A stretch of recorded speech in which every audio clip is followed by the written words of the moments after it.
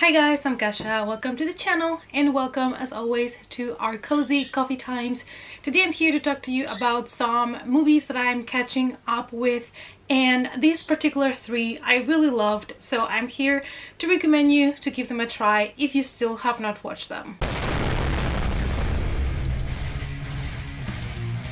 It's coffee time! So since 2021, it's going to be also a year in which we don't really know exactly when the next horror movies are going to be released and where. It's all kind of like a mess. So I haven't done really a video of, new releases for 2021 because they keep pushing movies and things are a little bit unclear. So before we get access to new releases, I, made my mission to catch up with some movies from last year or previous years that I have missed, and I have been able to see 3 movies from 2020 that I have previously missed, and I actually loved all 3 of them, so I'm here to talk to you about them. If you love horror and you love movies and collectibles, please consider subscribing to the channel before you leave, and also hit the notification bell. The first movie that I would like to talk to you about is actually kind of like a thriller with some horror aspects to it, and I didn't expect to love this movie so much, and that is Alone. An American thriller film directed by John Hyams.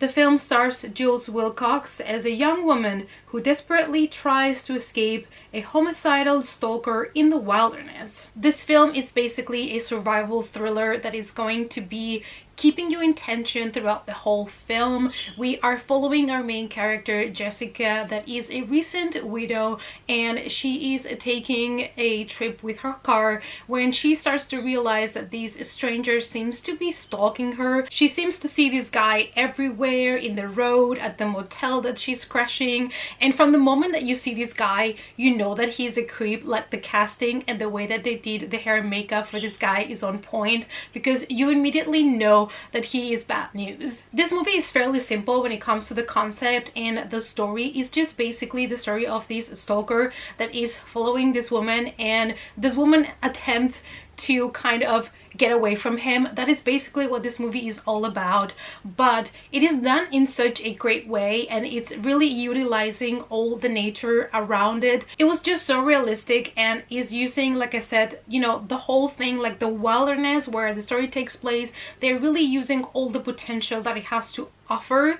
It is a movie with 2 great performances from our main characters, and despite the movie not really having like twists and turns and being a little bit more of a simple approach, it is so realistic, and it is such a great character development that it's really gonna have you hooked. And it's also a movie that has a very satisfying ending. I personally love movies like this, that they are not trying to be anything over the top, anything, full of twists and turns at every corner. I love when a movie takes a simple concept and uses it in the best way possible, uses all the resources that it can to make an amazing movie with a lower budget. Now let's move to a movie that has been said it's something similar to Cabin Fever. I know a lot of people really enjoy this movie, so I wanted to give it a try myself, and that is The Beach House. An American horror film written and directed by Jeffrey A. Brown in his feature directorial debut. It follows a college couple who take a vacation to a beach house where they meet an older couple and are threatened by a mysterious infection that spreads across the coast.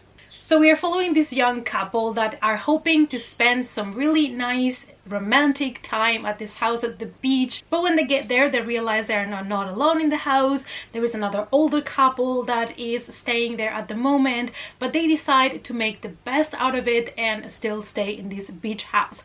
Now everything starts to take a really dark turn when they realize there seems to be some sort of bacteria, some sort of infection that is coming for them.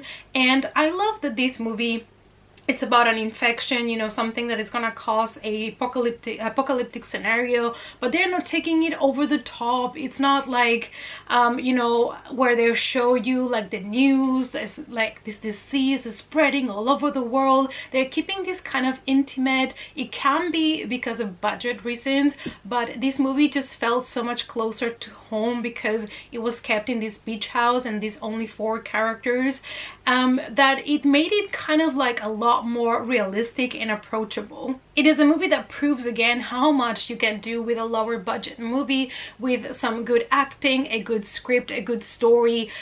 This movie is not going to be for everybody because of the topic, because of how special it is, and also it can be kind of ew gross at times. But if you loved movies that have to do with infectious diseases and you don't mind waiting for a movie that starts really slow but it's going to have a great payoff because the ending was amazing, I loved it, and you love some nice cosmic horror, I definitely recommend you to pick this one up. Now let's go to the third movie that I have checked out. And to be honest, I was a little bit scared to watch this movie because I didn't know if it was gonna be for me 100%. But this was such a fun movie, and that is Spree, an American black comedy horror film directed by Eugene Kotlerenko. The movie follows a social media obsessed driver played by Joy Keery that would do nearly anything for that 5 minutes of fame. We follow this young boy called Kurt, and he is trying to boost his social media. He's desperate to get attention, to get fans. He is in this social media hype, and he would do nearly anything to get more viewers, to get more subscribers, more followers all over his social media platforms.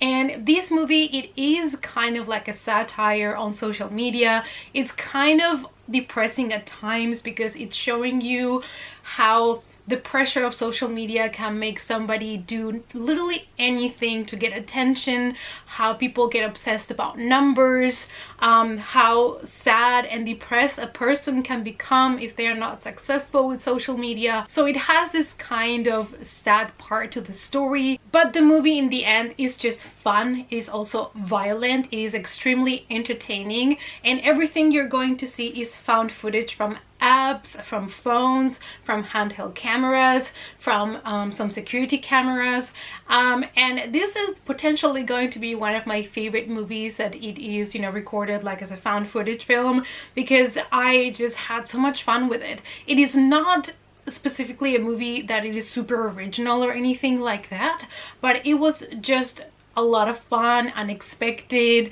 and I was just entertained throughout the whole movie, and that for me, you know, makes me want to rewatch this movie again and again. Also, the humor was definitely for me. Might not be for everybody, but the humor in this movie was just on point.